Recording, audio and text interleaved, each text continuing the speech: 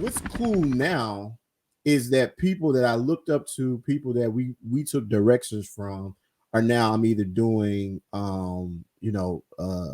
deals and accounts and business with, and that's really encouraging, man, to be able to be like, man, I'm able to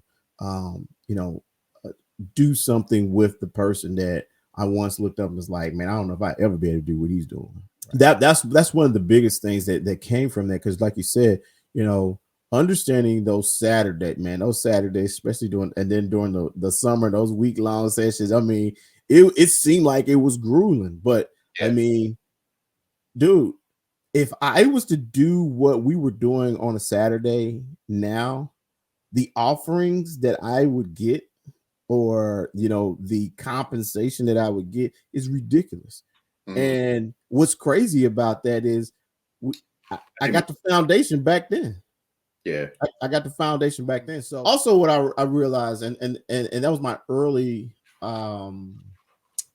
entry into seeing that something as elite as Inroads and the people that were in it, everybody's not going to take advantage of it.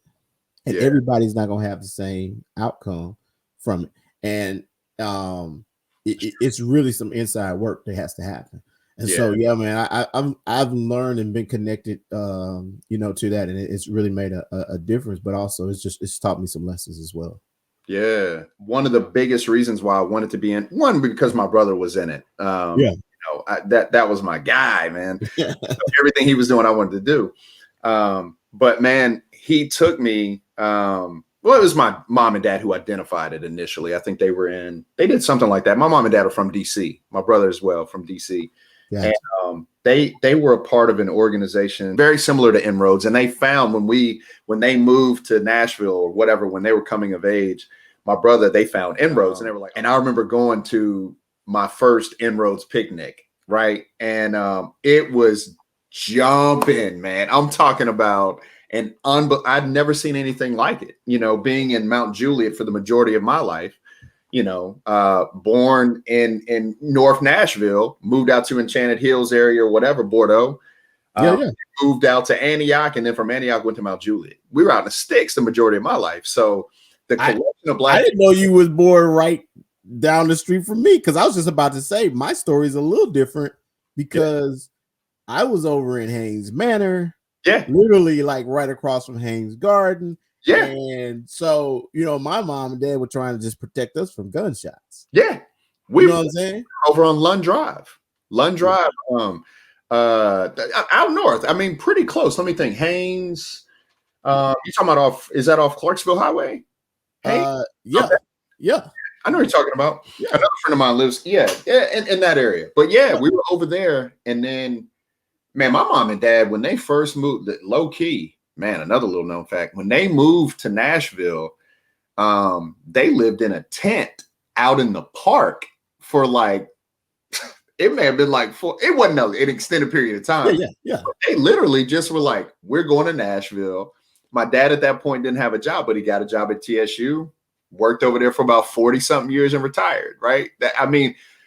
To that weird point you were talking about, your father at Kroger working at the same gig. Yeah. Man, dad was over there his whole. I mean, and there may have been a different reason. Like, he grew up in DC. There was a feeling of service, being in an industry where wanted to give back to people of color, Black people specifically. You know what I'm saying? Like, that's how he came up. You know what I mean? He's a product of the 60s, man, 50s and 60s, man. So that was very much, a part of his credo, you know what I'm saying? What my grandparents instilled in him.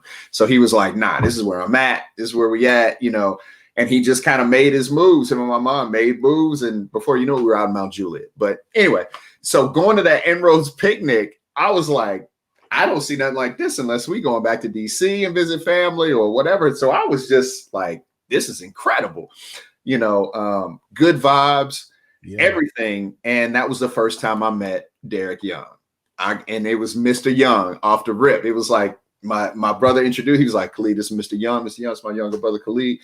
I remember thinking, like, I can't wait to get in Inroads to mess around with this cat.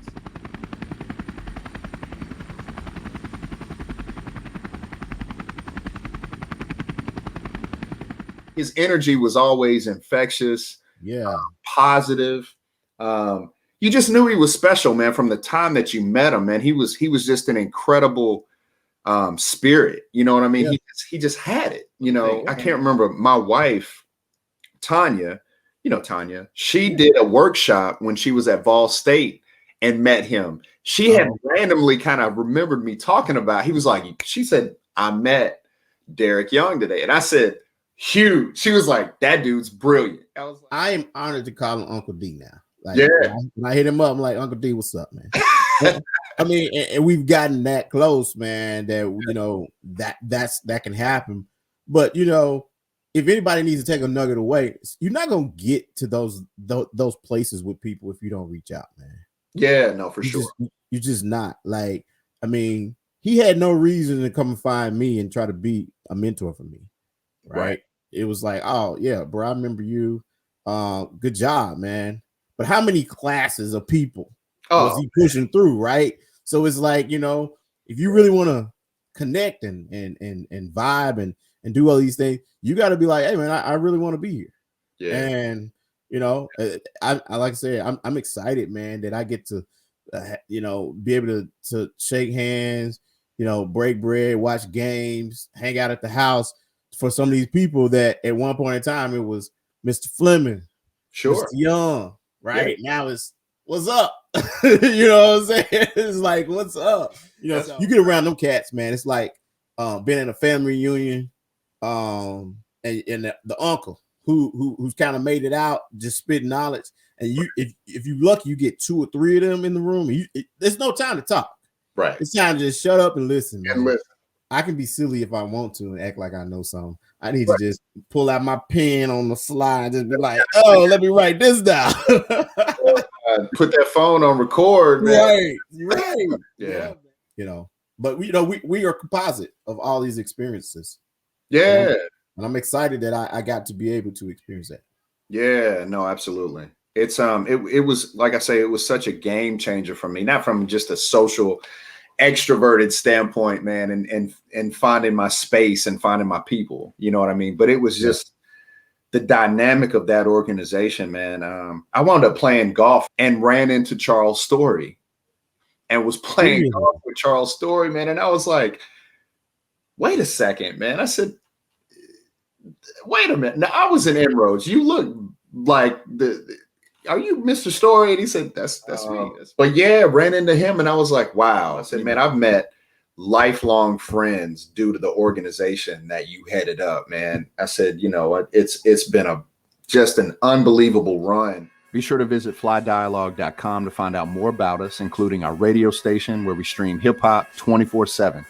Yo, we're literally jamming as we speak. We got a craft beer blog called Cream. Craft rules everything around me. You can find us on Twitter, Instagram, Facebook, TikTok, the craft beer app called Untapped, or on YouTube. Just search Fly Dialogue on all these platforms. Be sure to follow us and friend us, subscribe to us. Long story short, check us out. We'd love to have y'all and we look forward to connecting with you. And let's talk soon.